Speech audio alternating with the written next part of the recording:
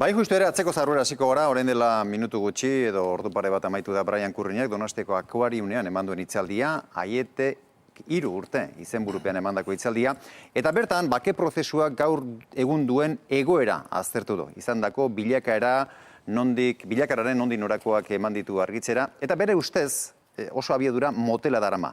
Horrez gain, horren arrazoiak ere eman ditu berak.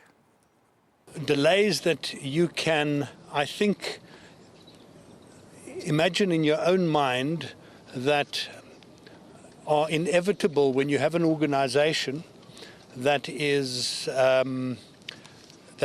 classified as a terrorist organization, that is in the context of security and policing in both France and Spain, trying to do something in the absence of any cooperation by those governments.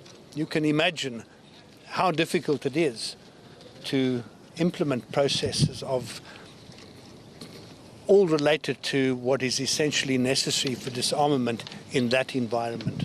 It's not easy for them.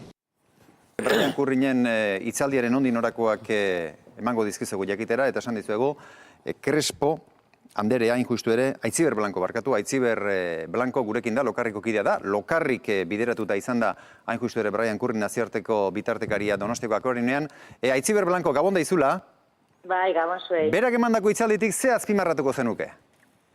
Bueno, azpimarratuko nuke, gehien bat berak hitz egin duela hemengo gure gizarteko, bai gizartea, bai eragile politiko, sozial eta erakundeen batasunaren garrantzia, indarrak metatu behar direla, nolabai katalizadore bezala egiteko esaten zuten, bai Frantziko eta Espainiako gobernuak eman behar dituzten pausoak edo laguntza, adibidez armean ustearen prozesuan laguntzeko. Bestalde, ekainean hemen izan zenetik uste dut berak hitzaldian azpimarratu duela, bi gauza berri behintzat aipatu dituela eta esanguratsuak iruditu zaizkigu lehen arrapaladan bere hitzaldiaren berri izan dugunean. Alde batetik, Jaurlaritzak eskumen guztiak beharko lituzkela bake prozesuan aurrera egin ahal izateko, eta bestalde bere ustez etako preso guztiek Zabailako espetxean beharko luketela. Hori esan du, ezta? Uste baietz, baina momentu hor, uste baietz, bai. Bestalde, Jaurlaritzak ez du Brian Kurriñekin inolako bilerarik egin.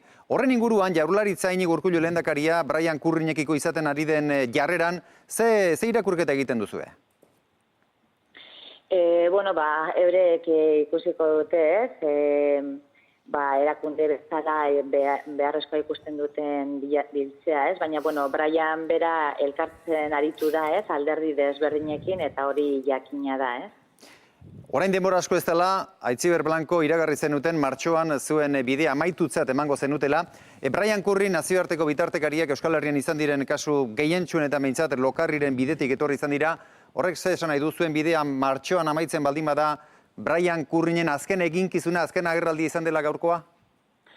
Hori oraindik ez dago argi, oso argi izan genduen bezala guk martxoan bukatzen du Lokarrik, baina egia esan be konpromeso batzuk ditugu eta horren artean nazioarteko taldeari laguntza ematen jarraitze hori, eta hori aurreantzean nola egingo den eta nondik egingo den hausnartzen ari gea eta aurreantzean erabakitzen dena be ezagutzea emango da. Aitziber Blanco, Lokarriko kidea, eskerrik asko debatearen deiari entzuteagatik eta xehetasun horiek emateagatik. Gabon da izula? Mi esker zuei.